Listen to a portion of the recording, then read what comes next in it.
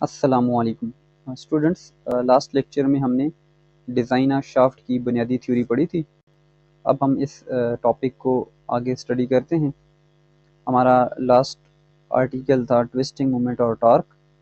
Force के किसी जिस्म को घुमाने के असर को टॉर्क या गर्दी असर कहा जाता है और इसका फार्मूला हमने पढ़ लिया था। Torque is equal to tangential force multiply by radius of shaft, T is equal to F into are.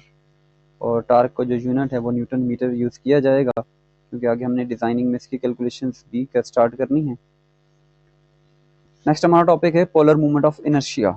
Polar movement of inertia उस वक्त पैदा होता है जब दो एक्सिस एक दूसरे को किसी नुक्ता पर इंटरसेक्ट करते हैं, कता करते हैं और वो जिस्म उस नुक्ता के गिर्द घूम रहा होता है।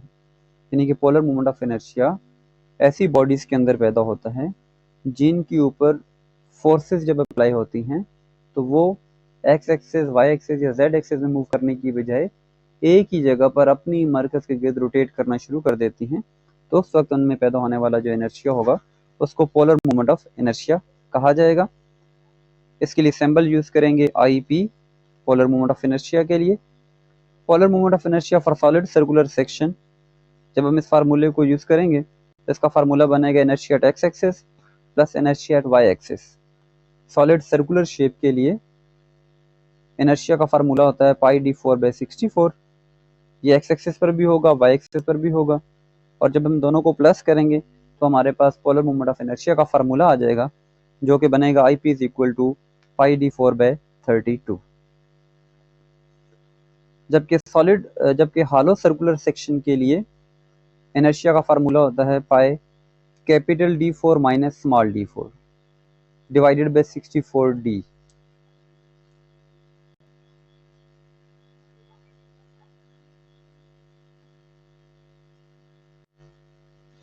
Okay, sorry for bit pause. हम इसको दोबारा देखते हैं। Inertia for hello circular section जब हम फाइंड आउट करना चाहेंगे पोलर मूवमेंट ऑफ इनर्शिया, तो इनर्शिया का फार्मूला हालो सर्कुलर सेक्शन के लिए होता है पाई डी 4 माइनस डी 4/64। ये सेम एक्स एक्सिस पर भी यही फार्मूला होगा, वाई एक्सिस पर भी यही फार्मूला होगा। और जब हम दोनों को ऐड करेंगे तो फाइनली हमारे पास जो फार्मूला बनेगा वो बनेगा polar movement of inertia is equal to pi D 4 minus D 4/32। Okay, next हमारे पास आएगा polar section modulus. Polar section modulus क्या है? पोलर मूवमेंट ऑफ इनर्शिया और शाफ्ट के रेडियस की निस्बत को, रेशो को पोलर सेक्शन मॉडुलस कहा जाता है। सेक्शन मॉडुलस को Z से डिनोट किया जाता है। ये चूंकि पोलर सेक्शन मॉडुलस है तो इसको ZP से डिनोट किया जाएगा। और चूंकि हम सेक्शन के लिहाज से शाफ्ट को दो हिस्सों में लेकर चल रहे हैं कि शाफ्ट क्रॉस सेक्शन के लिहाज से सॉलिड भी हो सकती हैं और हालो भी हो सकती हैं, तो हमारे पास कैलकुलेशंस के लिए, डिज़ाइनिंग्स के लिए फार्मूले भी दो एग्जाम के आएंगे। यानी इनर्शिया का फार्मूला भी हमारे पास दो होंगे, पोलर मूवमेंट ऑफ इनर्शिया के फार्मूले भी दो होंगे। इस तरह से आप पोलर सेक्शन मॉडुलस के भी हम दो फार्मूले लिखेंगे। तो पोलर सेक्शन मॉडुलस का बुनियादी फार्मूला है ZP is equal to IP/R। Solid circular section के लिए भी हमने देखा कि आप हमारे पास पोलर मूवमेंट ऑफ इनर्शिया का फार्मूला होता है पाई डी 4/32। जब हम उसको डिवाइडेड करेंगे D/2 तो हमारे पास फार्मूला आएगा ZP is equal to pi D cube over 16। यह है सॉलिड सर्कुलर सेक्शन के लिए। जबकि हालो सर्कुलर सेक्शन जब होगा तो वही फार्मूला हमारे पास बन जाएगा pi D 4 minus D 4/16D। assumptions of finding out shear stress in shaft subjected to twisting movement only, कि जब शाफ्ट के अंदर ट्विस्टिंग हो रही होती है तो सब उसके अंदर shear stress इंड्यूस्ड होती है। तो shear stress किस बसूरत में, जब shear stress इंड्यूस्ड हो रही हो और जब हमने शाफ्ट को डिज़ाइन करना है तो उस वक्त हम कौन सी चीज़ें असम्पशन करेंगे, कौन सी चीज़ें हम फ़र्ज़ करेंगे। नंबर 1 इज़ शाफ्ट का मटेरियल मुकम्मल तौर पर एक जैसा होना चाहिए। ये हमारी पहली असम्पशन होगी। दूसरे नंबर पे हमारी असम्पशन होगी शाफ्ट की पूरी लंबाई में ट्विस्ट एक जैसा होना चाहिए। And the third one is normal cross section का डायमीटर घुमाव के बाद भी, ट्विस्टिंग के बाद भी तब्दील नहीं होना चाहिए। And from designing point of view हम मुख्तलिफ कैलकुलेशंस के अंदर पावर एंड हार्स पावर का यूज़ करेंगे फॉर सॉलिड शाफ्ट। तो जो पावर कैलकुलेशंस का फार्मूला है सिस्टम इंटरनेशनल के अंदर वो होगा power is equal to 2π/Nt/60। इसमें पीस जो है वो पावर को डिनोट कर रहे हैं, एन जो है revolution per minute of shaft, T is equal to torque, तो टार्क को डिनोट कर रहे हैं। और जब हम FPS सिस्टम की बात करेंगे तो फिर हार्स पावर का फार्मूला आ जाएगा। Horse power is equal to 2 pi NT over 4500, 4500। एक इंपॉर्टेंट बात यहाँ पे डिजाइनिंग के लिए जरूरी है कि the torque found by this power formula will be in newton metre and to find the diameter of the shaft converted into newton millimetre. यानी कि जब आप इस पावर के फार्मूले को यूज करते हुए अगर टॉर्क फाइंड आउट करते हैं तो टॉर्क का जो फार्मूला होगा मैट्रिक सिस्टम के अंदर वो न्यूटन मीटर होगा, और अगर आप डायमीटर फाइंड आउट करना चाह रहे हैं तो फिर टॉर्क की वैल्यू को न्यूटन मिलीमीटर में पहले कन्वर्ट कर लिया जाएगा। उसके बाद है हमारे पास डिज़ाइन ऑफ शाफ्ट, कि हमने एक शाफ्ट को डिज़ाइन करना है तो शाफ्ट जो है वो दो बुनियादों पर डिज़ाइन की जाती है। Number 1 is strength and number 2 is stiffness. यानी स्ट्रेंथ को मद्देनजर रखते हुए शाफ्ट की डिज़ाइनिंग की जा सकती है और स्टिफनेस को मद्देनजर रखते हुए शाफ्ट की डिज़ाइनिंग की जा सकती है। डिप्लोमा ऑफ एसोसिएट इंजीनियरिंग के अंदर हमारी जो शाफ्ट डिज़ाइनिंग शामिल है वो स्ट्रेंथ के लिहाज से हमारी करिकुलम में मौजूद है, तो इससे आगे हम चैप्टर के अंदर design of shaft on the basis of strength को स्टडी करेंगे। To design a shaft on the basis of strength, following cases will be considered. Number 1 is shaft subjected to twisting moment only. Second is shaft subjected to bending moment only. And the third one is shaft subjected to combined bending and twisting only. यानी कि strength की बुनियाद पर जब हम shaft को design करने जाएंगे तो पहला केस हम देखेंगे कि अगर शाफ्ट के अंदर सिर्फ ट्विस्टिंग मूवमेंट हो रही हो तो तब वो कितने टॉर्क को ट्रांसमिट कर सकती है।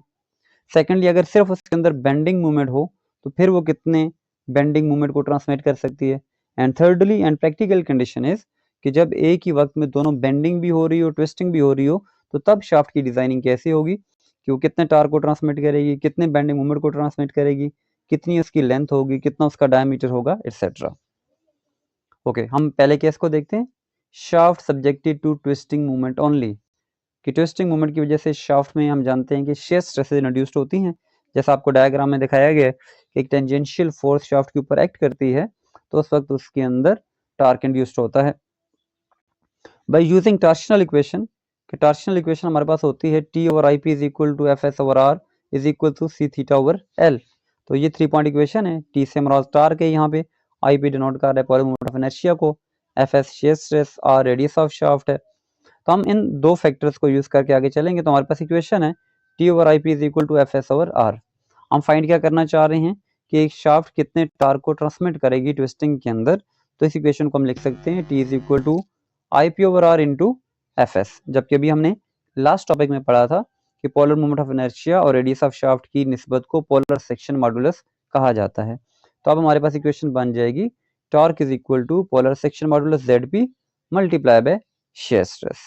अब यहाँ पर हम ZP की वैल्यू पुट करेंगे। ZP की वैल्यू हमने दो तरह से देखी थी, सॉलिड शाफ्ट के लिए अलग फार्मूला आ रहा था, हॉलो शाफ्ट के लिए अलग फार्मूला आ रहा था। तो जब हम सॉलिड शाफ्ट का टॉर्क फाइंड आउट करना चाहेंगे तो सॉलिड शाफ्ट की ZP की वैल्यू पुट कर देंगे, और जब हम हॉलो शाफ्ट की कैलकुलेशंस करेंगे तो ZP की वैल्यू हॉलो वाली जो है इस फार्मूले के अंदर पुट करेंगे। तो हमारे पास ट्विस्टिंग मोमेंट होने के लिए जो सबसे इंपॉर्टेंट दो फार्मूले आएंगे यहाँ पे, सॉलिड शाफ्ट के लिए फार्मूला आएगा torque is equal to pi D cube over 16 into FS। ये बहुत इंपॉर्टेंट फार्मूला है डिजाइनिंग के लिए जो आगे चलकर इस्तेमाल होगा।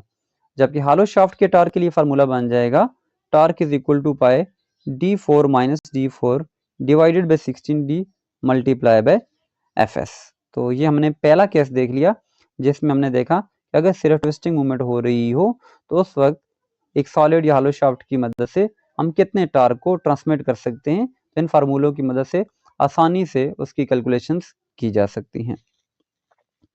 सेकंड कंडीशन आएगी हमारे पास shaft subjected to bending movement only, कि बेंडिंग मूवमेंट की वजह से शाफ्ट में क्योंकि बेंडिंग स्ट्रेस पैदा होती है, जब किसी शाफ्ट में बेंडिंग स्ट्रेस पैदा हो रही हो तो शाफ्ट के ऊपर वाले फाइबर्स में कंप्रेसिव स्ट्रेस होती है जबकि निचले फाइबर्स में टेंसाइल स्ट्रेस होती है, जैसा कि आपको डायग्राम में दिखाया गया है। According to the bending equation, कि हमारे पास बेंडिंग इक्वेशन क्या है, M over I is equal to FB over Y। M stands for bending moment, I stands for inertia, FB bending stress, and Y is equal to the radius of shaft. But what is Y is? It is basically a distance from neutral axis to the outermost fiber of the shaft।